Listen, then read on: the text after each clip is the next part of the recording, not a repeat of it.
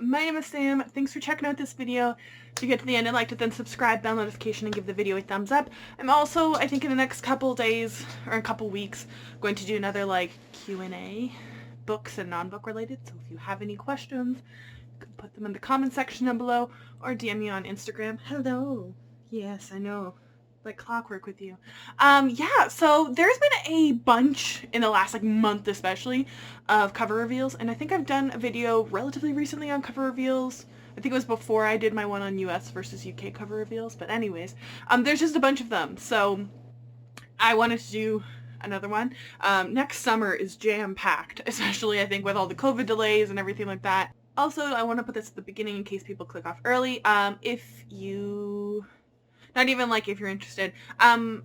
Please go online and in some capacity offer to support to the Mi'kmaq Indigenous people in Canada on the East Coast. They're currently under attack from commercial white fishermen who literally lit a building on fire because they're upset that they have different fishing license rights because Indigenous people have fucking treaties and commercial fishermen wipe out species.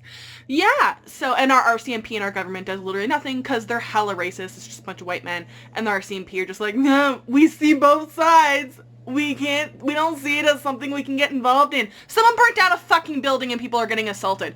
What part of the current climate of, we should defund you, makes you think, this is a good time to take that sort of racism? Yeah, please look that up and kind of stay informed because they need a lot of support. That's the only way that Indigenous people can ever get anything done in this country is if non-Indigenous people support them. It's weird how the RCMP is like always on it though when there's like a protest about an oil pipeline. They're really excited and like bang on arresting Indigenous people. It's called racism, darling, and your infrastructure is built on it and you're staffed by mostly white men. Which is also funny, not in a haha way, ironic way, because the RCMP come to the Indigenous interagency meetings I'm at and are like, hey, the RCMP is running a summer camp. Why don't you send your kids to the RCMP summer? Also, some white man, based on his profile picture, had the audacity on like one of the few posts ever about Indigenous authors that Goodreads posted, a link, I think it was from Tor. It was like 5 Indigenous authors you should read. Within like 20 seconds, some white dude named Jason had said, why don't you ever promote straight white male authors?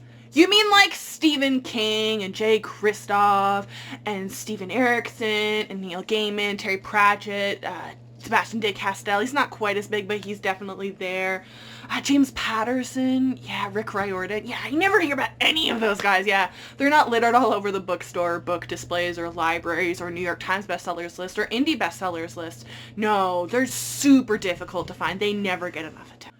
So starting off, it's An Emotion of Great Delight by Tahara Mafi. I have tried one book by Tahara Mafi. It was the Shatter Me book, and I detested that book with, like, I finished it out of spite almost because I was like, there is no way someone's gonna be like, well, it got better near the end of the book. I'm going to finish this book so I know that I detest it. I hated the character so much about it. And I think I have read her, is it Furthermore, her middle grade book. I enjoyed that. I like this cover. I also liked the cover of what was the other, Something Expanse and Sea. But I haven't really gotten into her. Her contemporaries especially, I think they're great representation, but I'm just not a big contemporary person, especially when they make me angry, because as you can tell from this video, I'm already a generally angry person because my ancestors fucked up so much shit, and now I'm screaming at men on the internet who are just dumb fuck privileged, and it's exhausting. And I'm white. I get to walk away from this stuff too. But anyways, I love this cover. I don't know that I'll pick it up, but I really do like a lot of elements of this cover. I know the first time though I did look at it and I went, what is the second word there? The amoke? Because it cuts off on her eye. It's supposed to be O, but it looks like a C when I first looked at it. But otherwise, I think it's really, really pretty. I like the colors. I think it's a good color scheme for a book that comes out in the summer too. I shrieked when they did the cover reveal for Skybreaker. This came out like, I don't know, maybe it was like this past Friday. It was super recent. I love just this whole concept. They did it in the first, do I have the first book somewhere here? So this is book 1. Oh, there. And then this is book 2. They kept the same cover concept, which I feel like Page Street is generally pretty good about that. Maybe they just haven't had a ton of huge series to like mess things up with, but I think they're pretty good about that. Oops. I love that they managed to make the raven's wings like her eyelashes on this one. I love the color gold. I think it's a beautiful contrasting with the blue, and it's just a very eye-catching cover. I literally was just scrolling through Twitter, not even looking for it, and it just popped up and it was like, ah, surprise cover reveal, here it is from the author. And I was like, oh, that's beautiful. I love it. I love it. I like that it has a white background too, like outside. I feel like a lot of things that do silhouettes always do black, and I feel like this is just very eye-catching. The Chariot at Dusk, I was so curious and confused on what the heck they were going to do with this book. So this is the third, oh, I have this book right here too. This is the third book in the trilogy. So there is The Tiger at Midnight, and it has lots of yellows and golds and blues and purpley pinks, like an oily kind of thing. And then this is the sequel there. So I was wondering what the heck they were going to do with book 3. I assumed some form of orange or purple because of all of the different colors. They kind of just highlight a different one on it on the next one. But I love this. I love this so much. Oh, I'm so excited for this book too. This series is so high-key underrated. It's fantastic. The cat and mouse gameness that goes on in book 1 especially is just like, it's beautiful. And it's a debut author of color too. So like, just like, there's everything. And just like the colors are going to look so nice when they're printed out. I'm curious what they're going to do with the spine, because the spines always have something. So this is the front of the first one, and then the second book they went blue. So I'm wondering what they're going to do, since they've already done the yellow and the blue. They're not going to do like an orange front and orange spine, because they haven't done that on the rest of these. So I'm curious what they're going to do. Red Wolf. Okay, I had not heard of this book, I don't think, and then I saw they were doing like some Comcast cover reveal from the publisher. I think it was Orbit or something like that. I love this. I feel like silhouettes and then something on the inside of the silhouette is becoming like a bit of a, it's just more and more common. Like for the longest time, especially when they just use stock photos of everything, it was like, man, do something different. And then this was like kind of the go-to thing when they did finally hire an artist, was like, do a silhouette this shit. And I honestly like silhouettes for the most part, but like, again, when there's 4,000 of them, like they start kind of all blurred together. So this one is really cool. Again, having the whitish gray on the outside instead of a pure black, I feel like it does stand out a little bit more. And then on the inside having the woods and everything, that reminds me a little bit of The Bear and the Nightingale too, which also caught my eye. I'm definitely interested in seeing what this is going to look like price point wise, because I haven't actually looked it up. I don't know if this is technically adult or YA, but it's hella pretty. I really like that, and I think it's supposed to be a Red Riding Hood and something darker retelling. I'm trying to remember. I'm pretty sure it's a YA fantasy. I'm not 100% sure, but I'm very curious about this one. I'm gonna watch for like ARC reviews and everything like that. Have like a sixth sense, I think, when it comes to cover reveals. I went to sleep one night last week, and I was like, hey, I wonder if Jenna Glass has released any information about the third book in the Women's War series. Don't know why, like, I was just thinking about it for some reason. And, sorry, this is book 1 and 2 of that series. If you can't, oh, I guess I can pull them off too. So this is the first book, Women's War. This is the paperback that got the new cover on it, and then this is the new cover scheme that they went with. And then this is book 2, and then they came out with the cover for book 3, and it's beautiful. I'm so happy that one went blue. I assumed that was the way that we were going based on the covers.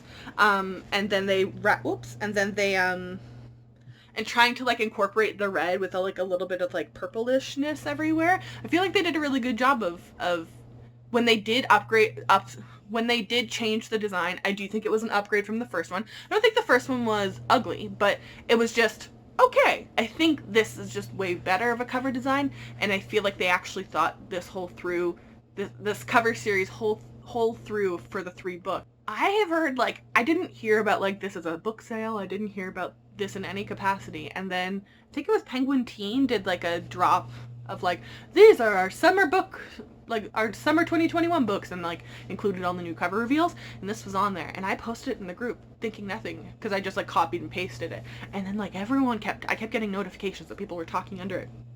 It's hella pretty. I like the colorsness of it. Normally I feel like sci-fis go like super dark, but for some reason like the softy pastels, I don't know, this really works. Plus the 2 boys on it, it's just really good. I like it. I like everything about this. Even the reflection in the window is like really well designed. I Yes. Excuse me while I ugly cry. I love this cover. I don't know why. It's like a pretty traditional romance, cutesy, cartoony design. I also love the title of this book so much. This and what's the book called, like Random Shit Flying Through the Air that I own here by Jackson Ford or something like that. I love the title of this so much. That's originally why I was like, wait, what's this book called? And then like clicked and opened and I was like, ooh, cover. Very high key interested in potentially buying this. I'll see once we get closer to. I am very unsure if I like this, but I think I do. And by that, I mean, I don't like the yellow. That whole background color, it's like a yellowy orange. I don't know that I totally love it. And I think it's not going to look super great. Just printed on plain book covering. And I just default assume anyone in North America is getting that.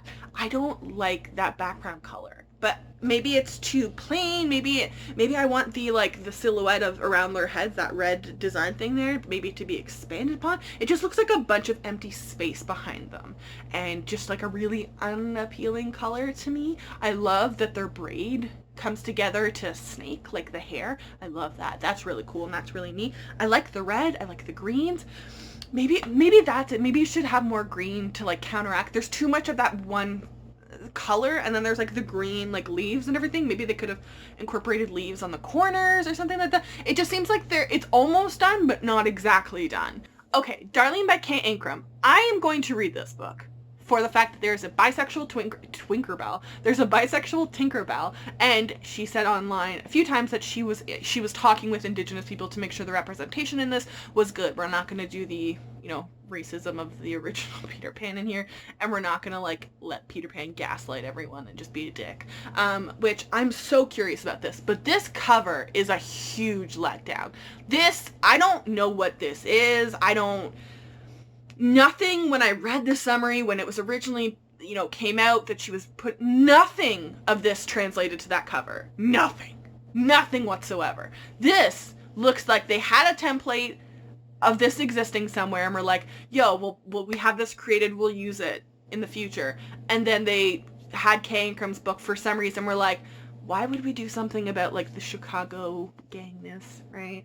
Why would we do something about Tinkerbell and the fairy, or something to do with Peter Pan, just something Peter Pan-esque.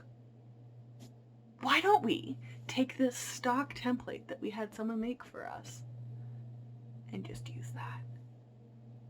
If the shoe fits, honestly, I don't know if I'm interested in this mostly because of the cover or the concept. Disney is doing an adult romance series.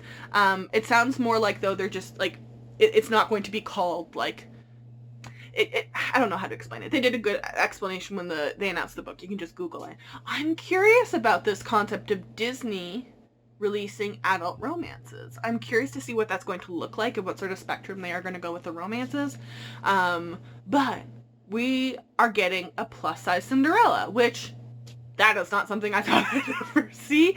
I wish it would have been one of the other Disney princesses because, Cinderella's to me. But I love this. I love that we're getting that sort of plus-size representation on there, the same way we did in, spoiler alert, which just came out the other week. So I like this. I'm just so curious about this whole concept of, because are they publishing it under Disney Hyperion? Are they going to have another imprint or a branch under them?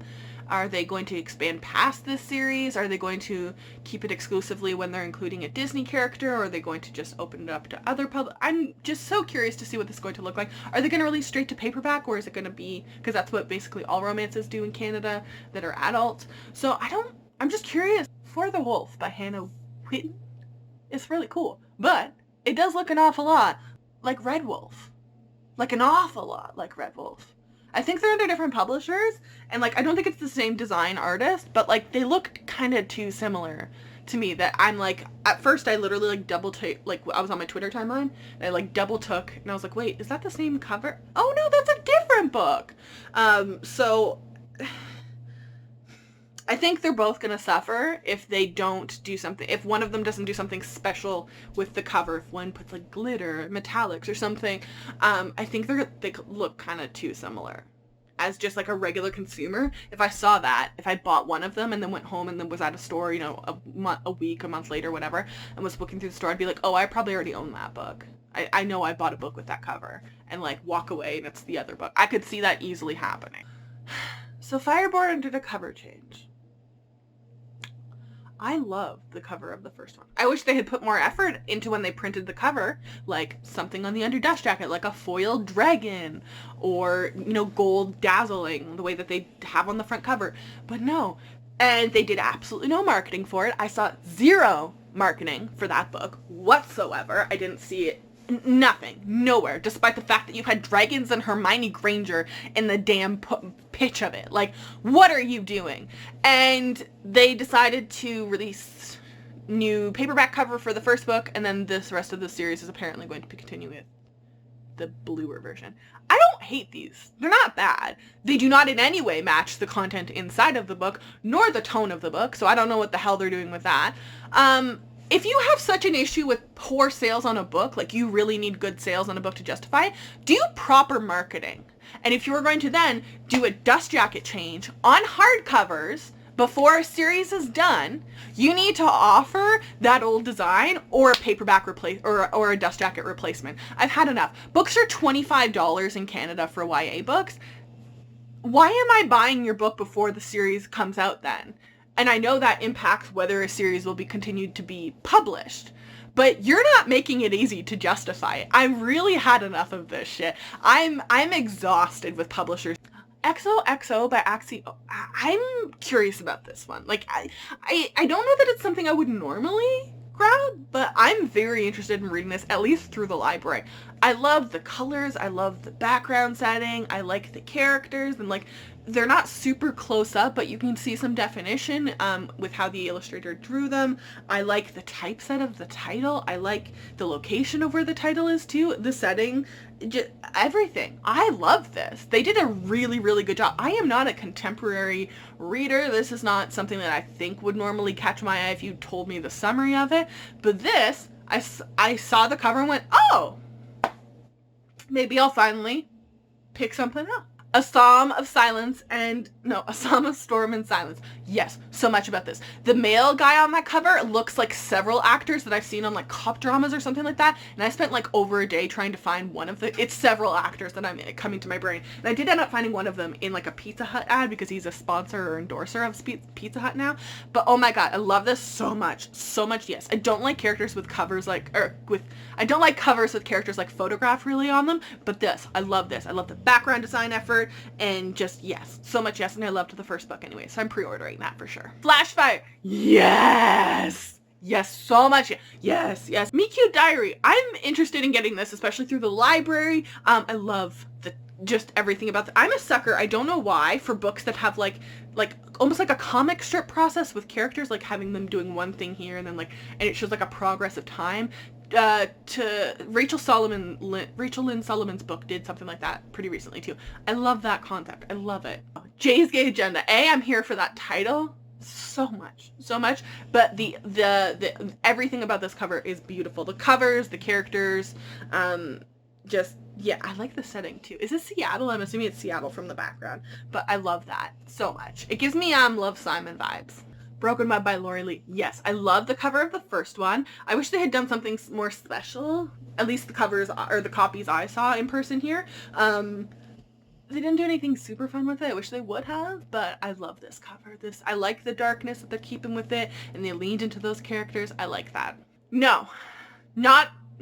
Chorus Rises. I love this so much. It's so cute. It gives me Precious Moments vibes, and I don't know why. I love everything about this. The Bone Maker. Yes, that title alone, because I took like 10 months to read a book called The Bone Charmer. Yes. This looks like a very Halloween-y cover vibes for sure. The Devil Makes Three. I don't know. I'm interested in this book since they announced like that it was purchased and the way it was pitched and everything. I'm interested in it, and I'll definitely pick it up and give it a go.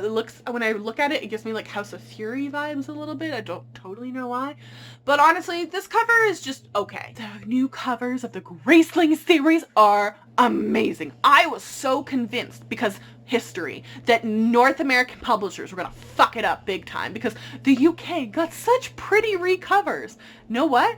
They didn't fuck up in North America for once. Shout out publisher for that one. I love this. I want to wait for the box set to come out, all in either paperback or whatever, because Winterkeep will be a new release in hardcover. I love this so much. It's beautiful.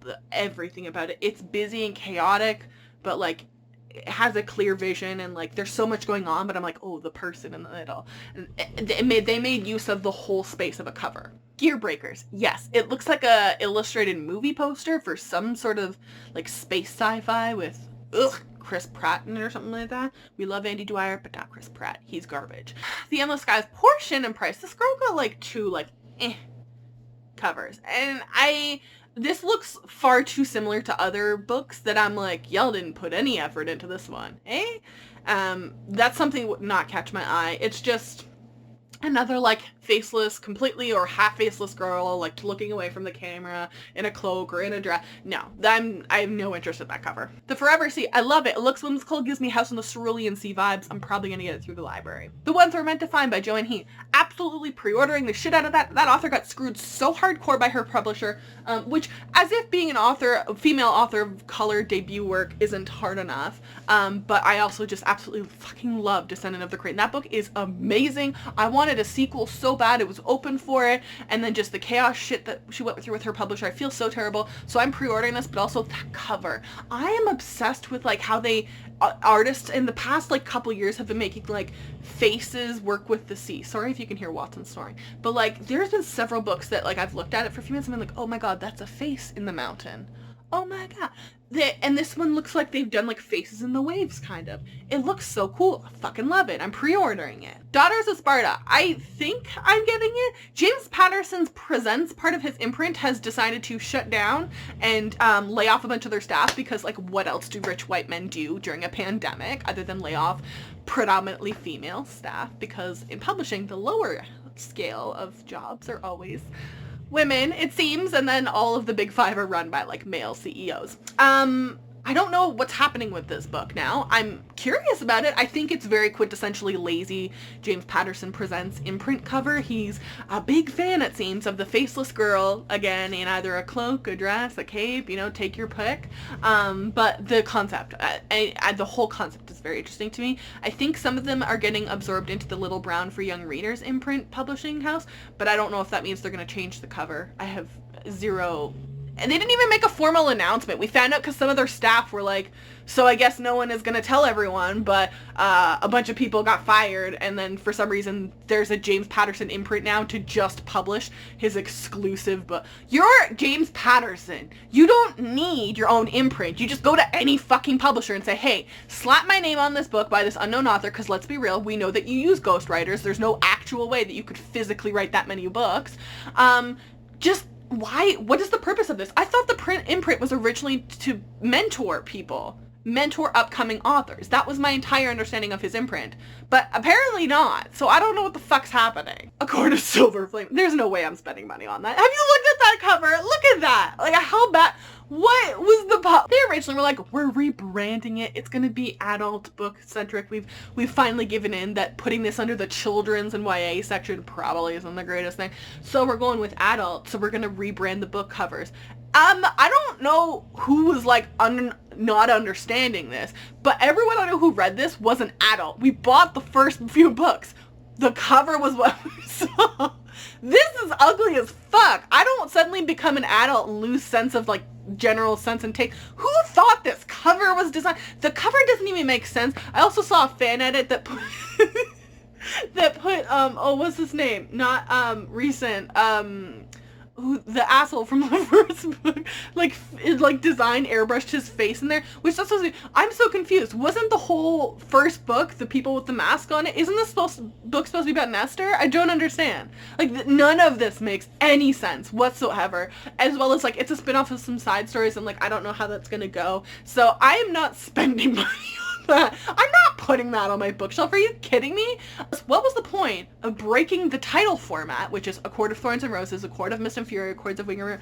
Why would you break that format to put silver flames and then not put silver flames on the front? cover. You put silver gray in the background and then an orange mat. None of this makes any sense whatsoever. I love this cover. It's reminding me of the Dark Tide book a little bit, which ironically I'm reading right now. I love this. The colors. I don't know how they decided to pick these colors, because at first, I don't know, I would have looked at those on a wall and been like, those don't go together, but they're beautiful. I love them. Love is a Revolution. I love that cover. It makes me think of Precious Moments, but not like A Chorus is Rising. It doesn't look like they're the same artist, but they both give me very Precious Moments vibes. It ends in fire. I'm so sorry, Andrew Schwartz, because your Royal Bastard series got some really cool covers, but this is ugly as shit. Still gonna read it. Also a victim of the James Patterson Presents.